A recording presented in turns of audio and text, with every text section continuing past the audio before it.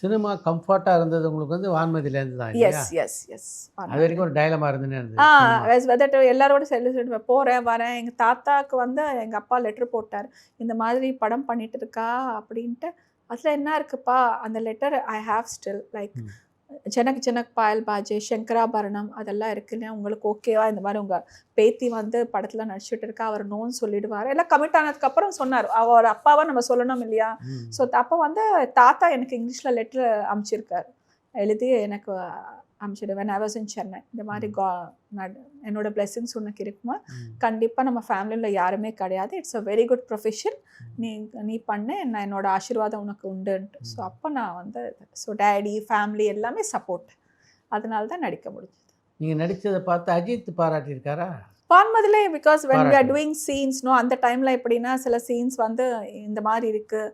அப்போ அகத்தியன் சார் நீங்கள் பேசிக்கங்க இந்த மாதிரி உங்களுக்கு எப்படி கம்ஃபர்ட்டோ நீங்கள் பண்ணிக்கோங்கன்னு. சில டைமில் வந்து ஐ டோல்ட் லைக் சார் இந்த சீன் எனக்கு இவ்வளோ கம்ஃபர்டபுள் அல்ல இந்த மாதிரிலாம் நான் நடிக்க மாட்டேன்னு சரிமான்னு மாற்றிருக்கேன். Because to some extent I can do ஏதாவது சீன்ஸ் ரொமான்டிக் சீன்ஸ் வந்து அதுக்கு மேலே வந்து எனக்கு இல்லை. பட் அவர் வந்து சொல்லியிருக்காரு இந்த சீன் இப்படி பண்ணணும் அப்போ தான் இது இருக்குன்ற ஓகே சார் இந்த அளவுக்கு தான் பண்ண முடியும் இதுக்கு மேலான்ட்டு. I was having my boundary. So அந்த கம்ஃபர்ட் இருக்கும். எஸ் எஸ் ஸோ அந்த மாதிரி இருக்கும்போது தான் நான் பண்ணியிருக்கேன்.